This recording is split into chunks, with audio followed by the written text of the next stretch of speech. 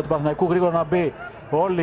Όλοι ζητούν, καθώς βλέπουν το Μαρινάκι να έχει μείνει στο τερέν και να έχει πρόβλημα και βλέπουν ότι υπάρχει σοβαρό πρόβλημα. Να ευχηθούμε να είναι όλα καλά με το παιδί.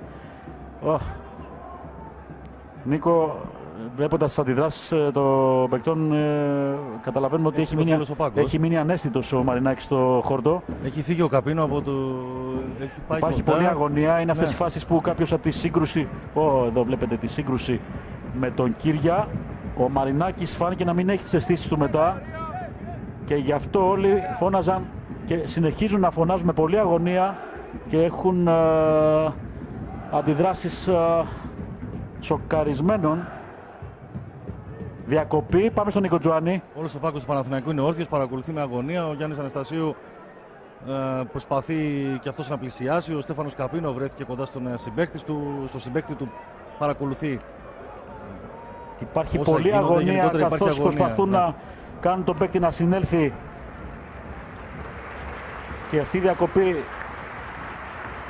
φέρνει και χειροκρότημα στο Βικελίδης από τους οπαδούς του Άρη για να συμπαρασταθούν στο παιδί του Παναθηναϊκού. Πάρα πολύ ωραία στιγμή. Στο 57 πάμε στον Νίκο Τζουάνι. Φωνάζει κοντά του τον Γιώργο Κουτρουμπή ο Γιάννης Αναστασίου. Νομίζω θα γίνει αναγκαστική αλλαγή. Κοιτάξτε την αγωνία όλων πάνω από τον μπέκ του Παναθηναϊκού, τον Νίκο Μαρινάκη. Διακοπή βεβαίως για την υγεία του παιδιού πάνω απ' όλα και για να δούμε τώρα σε λίγο και εικόνες που δίνουν και την κατάσταση. Βλέπετε πώς έχουν αντιδράσει όλοι.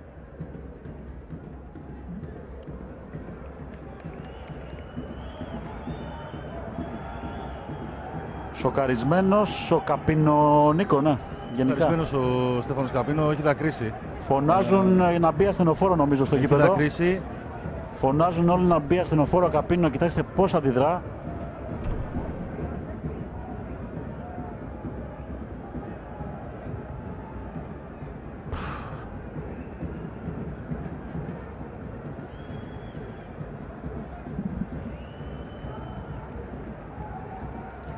Εσπεσμένα θα μπει το ασθενοφόρο στο γήπεδο. Υπάρχει μια τρομερή κινητοποίηση. Υπάρχει μια τρομερή κινητοποίηση στο βάθος ακόμη και από τους παίκτες. Βλέπετε να ανοίξουν. Ζούμε συγκλονιστικά πράγματα. Δεν το έχουμε ξαναζήσει, αλλά ο Μαρινάκης φαίνεται να συνέρχεται. Τρομερό χειροκρότημα από όλο το γήπεδο. Ακούμε τον Νίκο Τζουάνι. Τα κρίση οι παίκτες του Παναθηναϊκού, είναι τρομερή αγωνία που βιώνουν για τον συμπαίκτη τους. Ο Καπίνος συνεχίζει και είναι βουρκωμένος, δεν μπορεί να συνέλθει.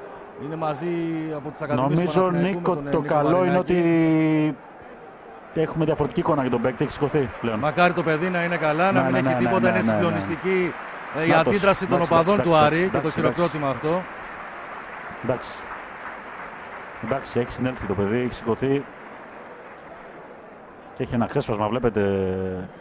Και όλοι έχουν τρέξει πάνω του, έχουν προσπαθήσει και οι παίκτες του Άρη νωρίτερα να ανοίξουν τις πινακίδες. Να ο Μαρινάκης τώρα που βγάζει και μια έτσι ανθρώπινη αντίδραση. Παραμένει βεβαίως